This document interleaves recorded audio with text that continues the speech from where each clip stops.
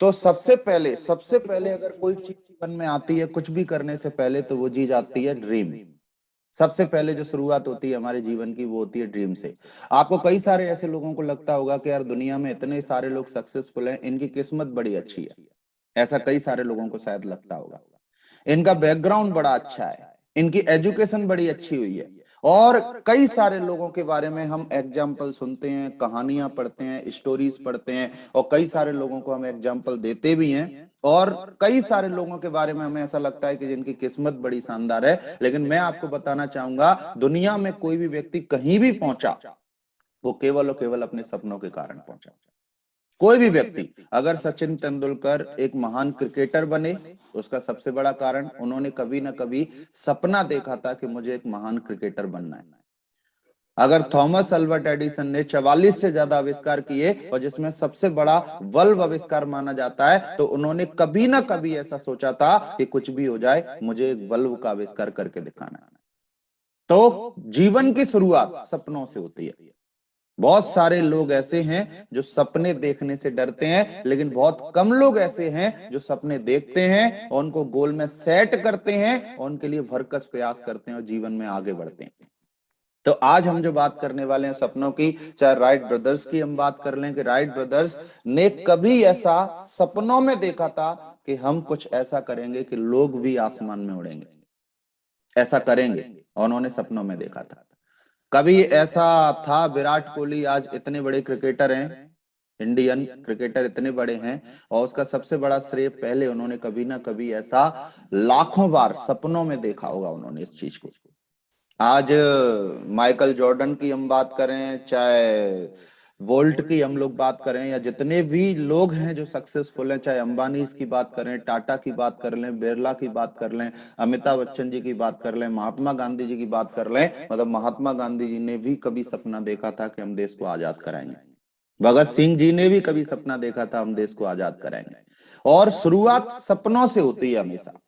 जब भी हम जीवन में कुछ भी करना चाहें तो शुरुआत हमेशा सपनों से होती है। आप सोच के देखिए कि जिन लोगों के सपने नहीं है वो उस तरीके से हैं जैसे कि वो स्टेशन पे गए और स्टेशन पे जाने के बाद टीटी से उन्होंने बोला कि टिकट दे दो। अब टीटी बोल रहा है कहां का दे दो? बोला टिकट दे दो बस। टीटी फिर पूछता है कहां का दे दूं? फिर वो बोलता है बस मेरे को टिकट चाहिए।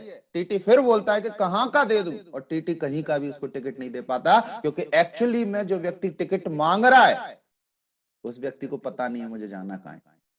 और जब तक ये व्यक्ति को पता नहीं रहता कि उसे जाना कहां है, तब तक उसकी कोई मदद नहीं कर सकता उसे पहुंचने में।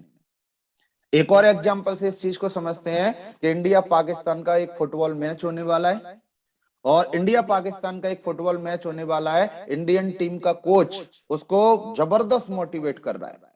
जैसे शाहरुख खान, आपने वो मूवी देखी होगी, चक दे इंडिया मूवी देखी होगी, जिसमें फाइनल मैच में बोलता है लास्ट 70 मिनट है ये आपके पास, ऐसे बोलता है, जिंदगी की सबसे बेहतरीन हॉकी आपको खेलनी है, ऐसे बोलता है।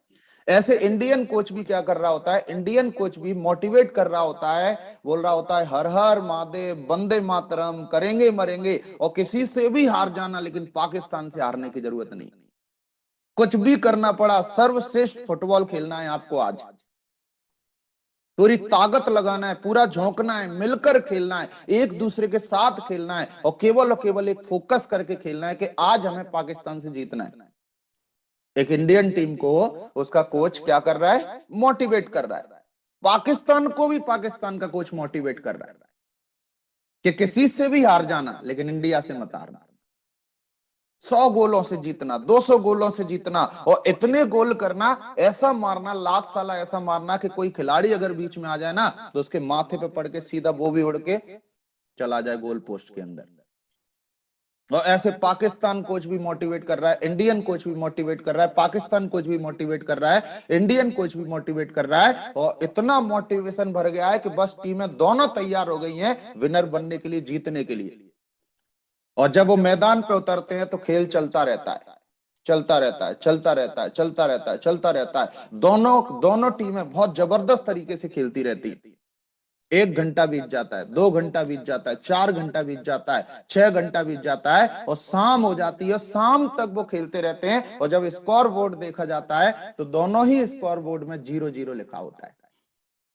और जब ये पता किया जाता है कि एक्चुअली में इतना खेलने के बाद भी दोनों स्कोर बोर्ड में 0-0 कैसा लिखा है, तो बाद में पता चलता है कि दोनों की गोल पोस्ट ही नहीं थे, वहां उस मैदान में गोल पोस्ट ही नहीं थे। तो जब एक फुटबॉल टीम जब खेलती है तो उसे ये पता होता है कि ये बॉल जो है इसको मुझे गोल पोस्ट तक लेके जाना है। सेम जीवन में हमारे होता है कि अगर हम जीवन में जब तक हमारे पास कोई दिशा निर्देश नहीं है, जब तक जीवन में एक दिशा नहीं है, जब तक हमें मंजिल नहीं मालूम, जब तक हमें अंत नहीं मालूम, जब तक हम मन में देखते नहीं है चीजों को कि हमें जाना क्या है, तो होता क्या है कि आदमी कहीं भी चला जाता है।